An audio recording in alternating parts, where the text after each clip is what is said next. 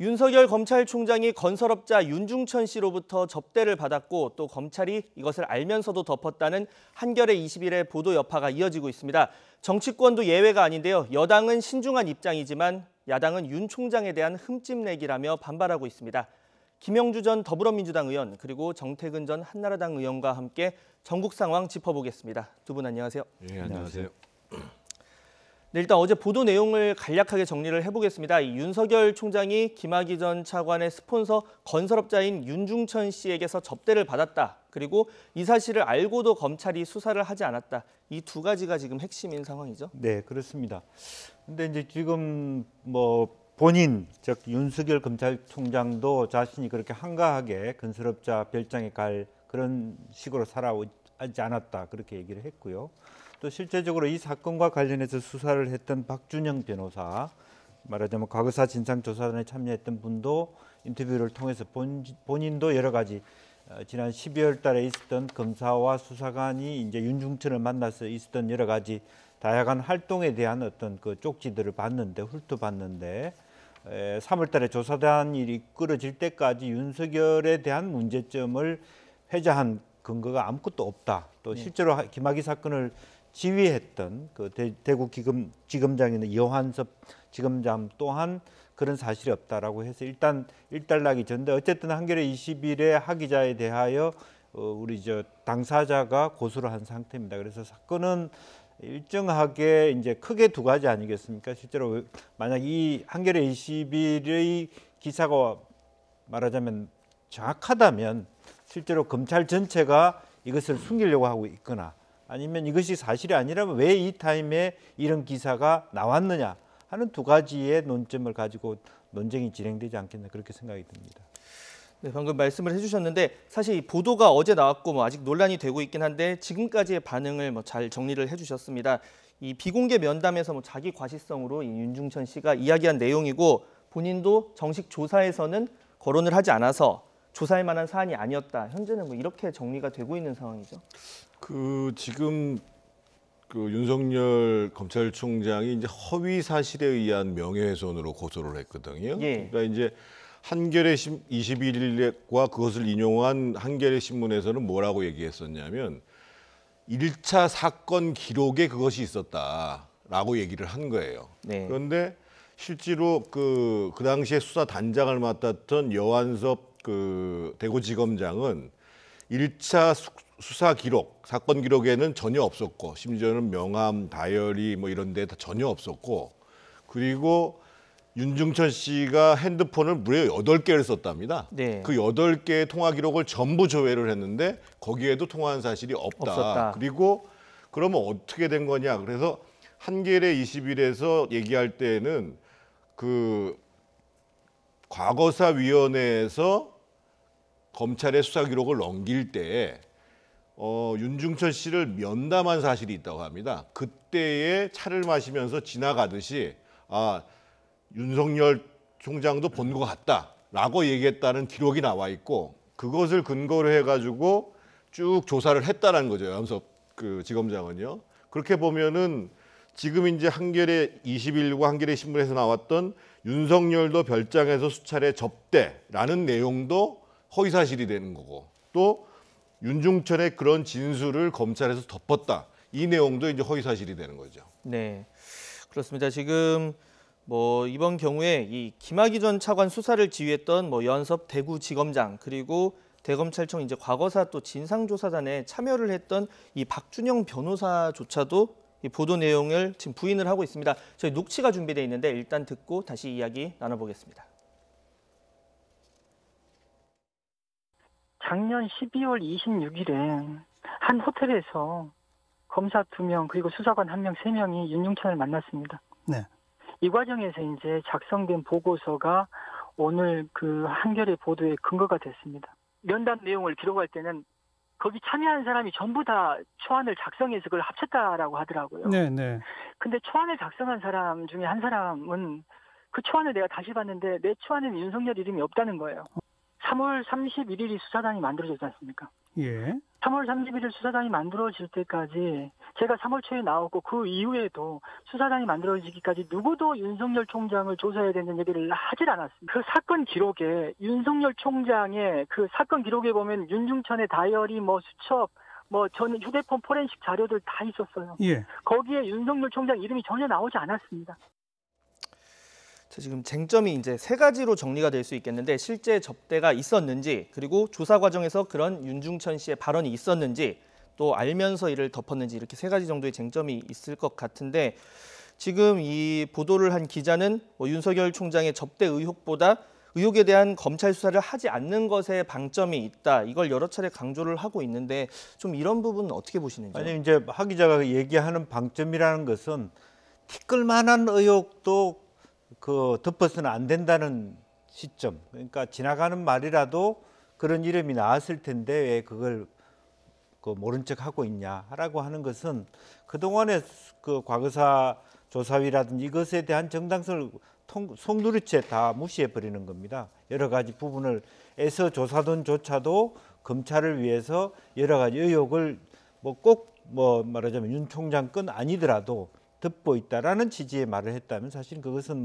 큰 틀에서의 의미 부여는 있지만은 그것은 한편으로는 자기 기사에 대한 어떤 책임감의 회피라고 볼 수도 있는 것이고요. 또 하나는 지금 이제 조국 당시 민정수석이 어떻게 보면은 검찰총장 그 후보를 검증할 때 그런 부분에 있어서도 다 봤을 거라는 얘기죠. 이제 그런 데 있어서도 당시 김학의 수사에 나타나는 기록에서도 여러 가지 현재 어떤 윤 검찰총장을 말하자면 인사 검증하는 시스템에서도 나타나지 않았던 부분이라면 상당히 그럼에도 불구하고 하 기자의 문제 제기에도 불구하고 검찰이 일부러 덮었다 그렇게 보기에는 좀 무리가 있는 것 같습니다. 네.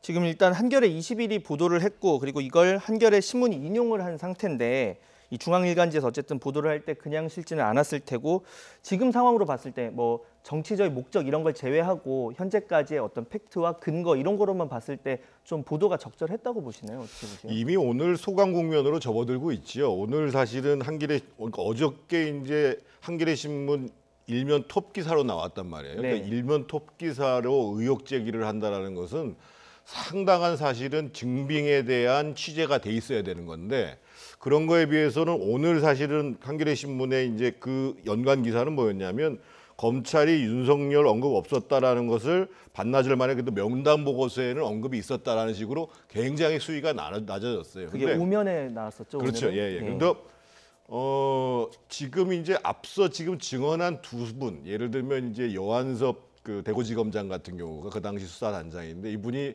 이 별칭이 독사라는 표현을 받을 정도로 네. 수사를 아주 꼼꼼히 하시는 분이에요. 네. 그리고 지금 또 한 번 아까 증언을 했던 우리 이제 박준영 변호사라는 분은 대표적으로 억울한 사건에 대한 재심 사건들을 계속 진행하고 있고 지금도 이 화성 연쇄 살인 사건 관련해서 8차 사건 재심 문제를 지금 다루고 있는 사람이거든요. 그래서 이분들의 평소에 이 법조계의 평가나 법조 기자들의 평가로 봤을 때는 이분들이 억지로 허위 사실을 지금 증언하고 있다고 보기가 어렵거든요. 근데 분명한 사실은 실제로 그것에 대해서 덮은 것이 아니고 조사를 했는데 그 근거가 없다더라라는 부분들이 중요한 거거든요.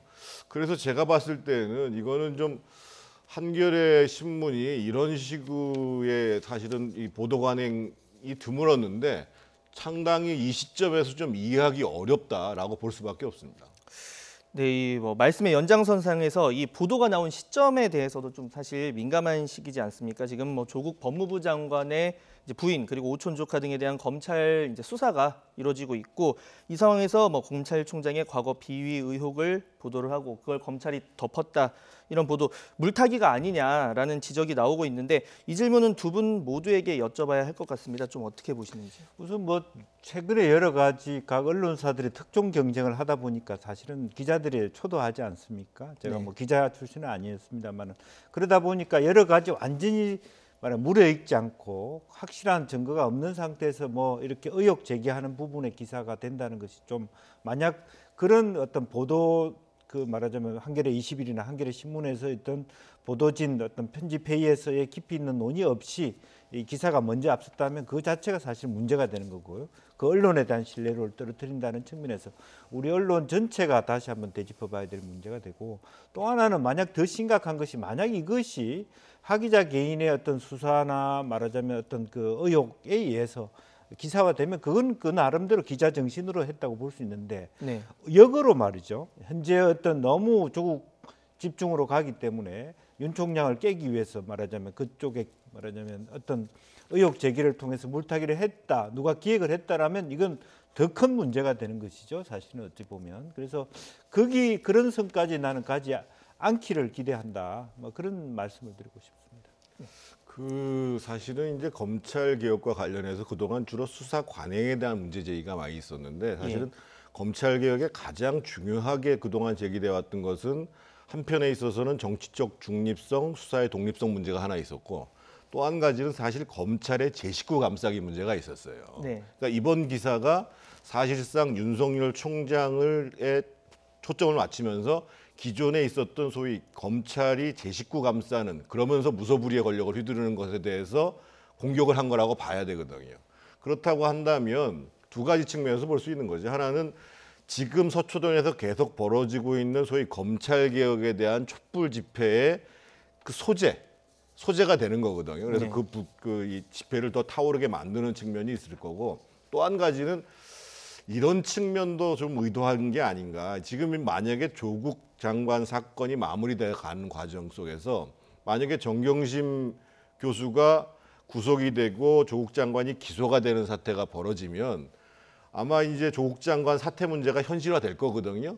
그랬을 경우에 윤석열 총장도 동반 사퇴해야 되는 거 아니냐, 이런 것들에 대한 좀 정지 작업적 성격도 있는 것이 아닌가라고 오해를 받을 만한 내용이에요. 네. 그래서 근데 어떻든 이 기사 자체로서는 상당히 조금 그 의도와는 다르게, 의도가 뭐 어떻게 됐든지 간에 기사 자체가 좀 이해하기 어려운 기사라고 볼 수밖에 없습니다. 네, 제가 보더라도 검찰 개혁을 위해서 사실은 또 말하자면 윤석열 총장이 과거에 예를 들어서 조사를 해서 정경심 교수가 기소가 되고 구속이 되고 조국 교수가 피의자가 되는 한이 있더라도 현 정부 입장에서 윤석열 총장을 그대로 주는 것이 더 이로울 수 있고, 뭐 유불리를 떠나가지고 네. 검찰 개혁을 마무리하는 데서 있기 때문에 더 제가 이해가 안 된다는 겁니다. 이것이 조국 수사를 강하게 했기 때문에 윤 총장을 문책해서 같이 만약 둘 다 찍어낸다면 그것이 과연 이 정부의 검찰 개혁에 도움이 될 것이냐? 네. 그럼 검찰 개혁이 중간에 그냥 뭐 멈추는 그런 결과가 되지 않을까? 그런 의미에서 과연 저게 올바른 어떤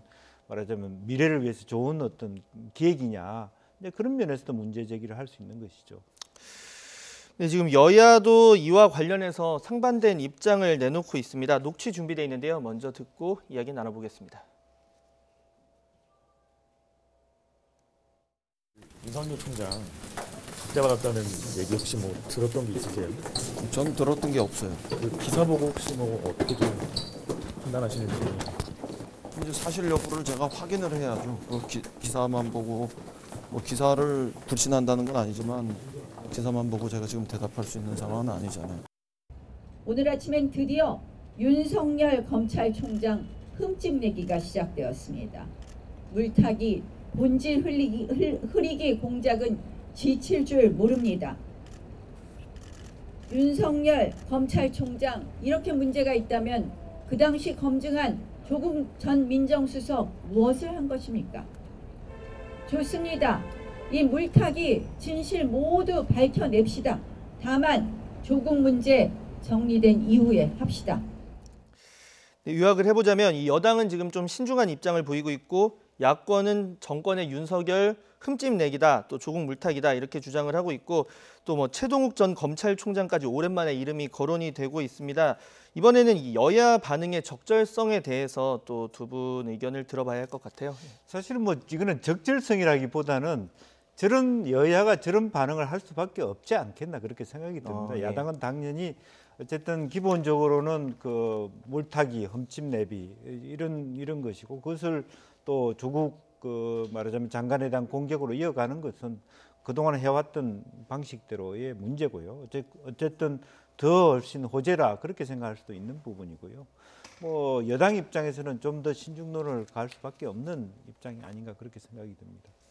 그 사실은 최동욱 검찰총장 문제 같은 경우는 혼외자라는 사실이 특정된 거거든요. 그렇죠. 그런데 이번 경우는 예를 들면 접대 그러면 어떤 접대냐. 그러니까 이게 이제 범죄적 내용이 될 수 있거나 또는 청탁금지법에 해당하는 내용이 될 수 있는 건지 없는 건지도 모르고 그 나중에는 또 뭐라고 얘기했냐면 그 사실을 조사를 안 하고 덮은 것이 문제다 이렇게 얘기를 하는 사건이에요. 그래서 문제를 삼더라도 사실은 그 최동욱 검찰총장 때하고는 상당히 다른 사안이고, 근데 제가 조금 의아한 거는 사실은 조국 법무부 장관도 민정수석으로 있을 때 이 사건을 들여다봤을 거란 말이에요. 근데 아침에 출근하면서는 아무 얘기를 안 하다가 한 오후쯤 되니까 네. 사실 아니다고 얘기를 하고, 더더군다나 청와대하고 지금 대검하고 미묘한 갈등이 있는 것처럼 청와대에서 들여다봤을 텐데 청와대에서는 얘기를 안 하고 있고 대검에서는 청와대가 문제가 없다더라 이렇게 얘기를 한단 말이에요. 그래서 이런 문제는 사실은 그러니까 지금 수사를 진행하고 있는 검찰이 밉더라도 이 문재인 정부가 임명한 검찰총장이에요. 거기에 제기되는 의혹 문제에 대해서는 법무부든 청와대가 됐든 명료하게 정리하고 가는 것이 저는 바람직하다고 보여요. 네, 뭐 첨언을 드리자면, 그러니까 이제 말씀하신 것처럼 청와대가 지금 뭐 어떤 특별한 입장을 내고 있진 않은데 당시 이제 민정수석으로 있었던 조국 법무부 장관에서 법무부에서는 또 입장을 냈죠. 네, 이 부분에 나중에 대해서 냈죠, 네. 검증을 했고. 그래서 문제가 없다고 판단을 했다라는 얘기를 했습니다. 자, 과거 이제 야권의 몸을 담으셨으니까 하나 더 여쭤보자면 지금 특검 이야기까지 나오는데 이 가능한 거리라고 생각하십니까? 일단 지금 이제 윤석열 총장이 이거를 서부지검에 이제 고소를 했어요. 명예훼손? 네, 명예훼손을 고소했고 본인은 전혀 이것과 관련해서 보고를 받거나 관여하지 않겠다. 그러면 이제 서부지검 형사부에서 할 텐데 지금 물론 그 한겨레 신문 쪽에서는 3명의 취재원이 있다라고 얘기를 하겠지만 이거는 조사가 들어가면 그렇게 어려운 사안이 아닐 거라고 보여지거든요. 지금 앞서서 말씀드렸던 것처럼 그러면 과거에 사건 기록에 있었다라는 근거가 뭔지를 확인해야 되는 것이고, 네. 그리고 그 면담 보고서의 내용이 확인되면 되는 것이고, 그래서 이것을 뭐 특검까지 갈 사안은 아닌 것 같고 아마 제가 보기에 그냥 서부지검에서 그 접수된 것으로 처리가 될 거라고 보여집니다.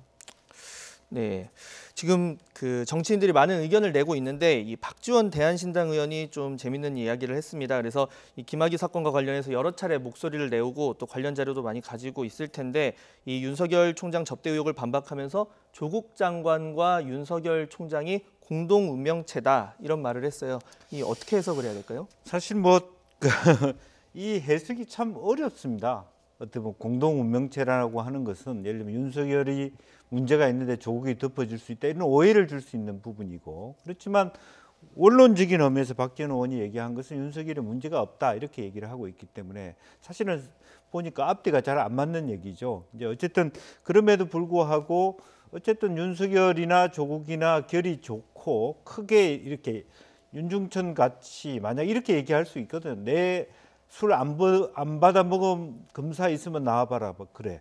그렇게 만약 말을 했다면 그러면 그 안에 윤석열도 검사니까 포함될 수 있다. 이렇게 얘기하면 한도 끝도 없는 부분이거든요. 그래서 어떤 의미에서 그 박 의원 자체는 상당히 어떤 자기 개인적인 어떤 점수 따기를 하고 있다. 그렇게 봐야 되겠습니다. 첨언을 좀 드리자면요. 아마 예. 박지원 의원이 의미한 것은 과거에 보면 검찰에서 정권 핵심에 대한 수사를 하면 예를 들면 노무현 대통령 때 뭐 안희정 사건이라든지 그런 사건을 처리한 다음에 사실은 이제 정권에 상당히 부담이 됐으니까는 총장이 물러선 사례가 있어요. 또는 천정배 장관이 있을 때의 수사 지휘를 거부하면서 물러난 사건이 있어서 과연 정권 핵심하고 부딪히고 그 사건을 처리한 검찰총장이 관례적으로 스스로 그 퇴진을 하는 경우가 있었는데 지금은 그거를 윤석열 총장한테 좀 적용하기가 어려운 게 현재 지금 조국 장관과 그 일가와 관련해서 진행하는 사건이 기소가 돼서 재판을 진행을 하면 사실은 공소 유지 문제까지도 매듭을 질 수밖에 없는 사안이거든요. 네. 그리고 또 한 가지 남아있는 문제가 윤석열 총장 입장에서 보면 권력뿐만 아니라 지금 현재 자유한국당이 이제 패스트트랙과 관련해 가지고 또 고소고발된 사건이 존재를 해요. 그래서 그 이제까지 봤던 것처럼 예를 들면 조국 장관이 사퇴하면 같이 물러난다. 이런 경우하고는 조금 다르게 이해를 해야 되는데 아마 박지원 의원은 그거를 그 연장선상에서 말씀하신 게 아닌가 싶어요. 네. 자, 아까 정전 의원님께서 잠시 얘기를 해주셨는데 이 청와대의 대응을 놓고 어떻게 봐야 할지 뭐 일부에서는 거리두기다, 또 일부에서는 어제 법무부가 얘기했고 그러니까 당시 민정수석이었던 조국 장관이 수장으로 있는 법무부에서 이미 해명을 한 상황에서 뭐로 중복해서 이야기할 필요가 있느냐 뭐 이렇게 해석을 하기도 하는데 이 청와대가 지금 어떻게 보면 말을 아끼는 이런 상황 어떻게 보시는지? 최근에 들어서 어쨌든 조국 사태 이후에 청와대가 일정 정도의 발언을 하는 것이 또 과하다. 개입이다 이런 오해를 낳기도 했고요. 그러한 저간의 사정이 있어서 더군다나 청와대 입장에서는 더욱더 조심스러울 수밖에 없는 것이고 어쨌든 이인영 대표가 얘기한 것처럼 어쨌든 기사화됐다라고 하는 것은 일정 정도의 아무런 근거 없이 기사화될 수 없었기 때문에 한 번 더 체크해 보는데 시간이 걸릴 수 있는 것이고 네. 그래서 그런 의미에서 지금 현재 분위기상 청와대가 발빠르게 대응하기보다는 조금 더 신중 모드를 택할 수밖에 없는 상황이 아닌가 저는 그렇게 생각이 됩니다. 네, 이번에는 이 조국 법무부 장관 가족 수사 관련 이야기를 나눠보겠습니다. 오늘 정경심 교수가 이 4번째 소환이 됐습니다. 그래서 소환이 되기 전에 또 이슈가 됐던 것이 자산관리인 김경록 씨의 인터뷰가 또 논란이 됐는데요. KBS와 그리고 유시민 노무현재단 이사장이 각각 이제 편파, 편집, 공방이 오갔는데 이 양측의 공방도 두 분 모두에게 여쭤보겠습니다. 네, 우선은 뭐 상당히 많이 이제 공개가 됨으로써 여러 가지 어떤 국민들 스스로도 판단할 수 있는 수준일 것 같습니다. 실제로 유시민 장관이 이제 김경록 씨에 대한 인터뷰 자체도 상당히 많이 했는데 줄였고 또 한편으로는 KBS가 보도를 안 했다고 얘기했는데 그 뒤에 보도한 것으로 드러나 있고 그렇지만 유시민 전 장관이 KBS 사장을 언급함으로써 사장이 바로 그날 언급된 날 특별 조치를 해서 취재했던 사회부 전체를 배제시키는 그런 결단을 해서 노조가 다 반발하는 이런 사태까지 이어져 왔습니다. 그렇기 때문에 이 상황에서는 역으로 보면은 결과적으로는 유시민 장관이 그 알릴리오 프로그램 속에서 자기가 원하는 워딩만 편집했다라고 하는 부분이고 의외로 김경록 씨는 상당히 상세하게 균형 잡힌 그 말하자면 발언을 해왔다는 것이 드러나고 있기 때문에 오히려 그야말로 이제 핵심은 그랬던 것 같아요. 정경심 씨가 말하자면 그 컴퓨터를 뺄 때 증거를 없애거나 네. 조작하려고 하지 않았다. 이제 그런 것을 강조하려고 했지만 사실은 실제로 김경록 씨 자체는 그것 자체도 역시 큰 틀에서 본다라면 하나의 어떤 그 정교인멸의 행위라고 보는 것이고 또 최종적으로 지금 동양대학에서 어쨌든 컴퓨터를 빼내려고 하는 건 절도행위다 이렇게 얘기하기 때문에 상당히 처음의 의도와 달리 유시민 노무현재단 이사장이 불리한 상태에 놓인 그런 결과를 낳았다 저는 그렇게 봅니다. 먼저 수사와 관련해서 말씀을 드리면 아마 이제 오늘이 4차 조사거든요. 아침 9시에 들어갔다고 그러는데 그렇게 이제 그 지금 정경심 씨가 수사에 협조적인 것 같지는 않아요. 여전히 이제 노트북에 행방을 놓고 이제 지금 방어를 하고 있는 상황이고. 그래서 수사가 아마 미진하더라도 4차 조사 이상까지 가는 거는 사실상 불구소로 간다고 봐야 되기 때문에 아마 오늘 조사를 마치고 내일 뭐 수사 기록을 정리하면은 다음 주 주초에는 구속영장이 청구되지 않겠는가라고 보여지고 또 한 가지 이제 지금 조국 장관의 동생이 영장이 기각됐잖아요. 네. 그래서 그 문제에 대해서도 아마 주초에 영장 추가 혐의까지를 포함해서 영장 청구를 하게 되면 다음 주 초가 이번 사건의 분수령이 될 것이고 그 문제와 동시에 어떻든 조국 장관도 피의자로서 검찰에 소환되는 것이 불가피한 상황이 아닌가 보여지고요. 그 유시민 이사장 문제는 정말 갈수록 좀 이해하기가 어려운 게 아마 본인이 처음에 그 PC를 반출하는 것이 증거 인멸이 아니라 증거 보존 그리고 검찰이 증거를 조작할 가능성이 있어서 이렇게 얘기를 한 것으로부터 계속 지금 스텝이 꼬이고 있는 것이거든요. 네네. 그리고 진짜 좀 이해할 수 없는 일이 벌어지는 게 특히 이제 KBS 보도와 관련해 가지고 KBS와 검찰이 마치 내통을 하고 있는 것처럼 KBS 버스터팀이 이렇게 얘기를 하고 사실은 KBS 사장한테 자기가 이사장이라고 한다면 이걸 검토해 보겠다. 취재 경위에 대해서 이런 식으로 지적을 하고 나니까 KBS 경영진이 새로운 취재팀을 구성하고 무슨 과정을 조사하고 그래서 마치 뭐 노무현 재단 이사장이 아니라 KBS 이사장처럼 행동한 게 더 문제인 거거든요. 그래서 저는 지금 그 유시민 아마 이사장은 자신이 가장 최일선에 나서서 소위 이제 문재인 정부 진영을 방어해야 되겠다라고 얘기하시는지 모르겠습니다만 이제까지 한 얘기만 해도 상당 정도 이 거짓된 선동들을 많이 해오신 거거든요. 그래서 더 이상 이 국민들이 바보가 아니거든요. 그래서 그런 논리를 계속 전개하시는 거는 좀 바람직하지 않다고 보여지고 핵심은 뭐냐면 서로 조국 장관이 투자 내용을 몰랐다 손 치더라도 그 정경심 씨가 실제로 펀드에 투자를 했다, 코링크피에 투자를 했다라고 하면 그게 공직자윤리법 위반이 되는 거거든요. 네. 말씀하신 것처럼 이제 뭐 그 증거인멸 그리고 뭐 코링크는 누구 거냐 이게 이제 그 자산관리인 인터뷰에서 뭐 주요 부분이었는데 이와 관련해서 어쨌든 공통적으로 나온 부분은 하나 있었습니다. 뭐냐면 조 장관은 사모펀드 투자 과정을 몰랐다 이런 취지의 발언이 있었는데 뭐 검찰이 이 부분에 대해서 뭐 수사를 진행을 할 것으로 보입니다.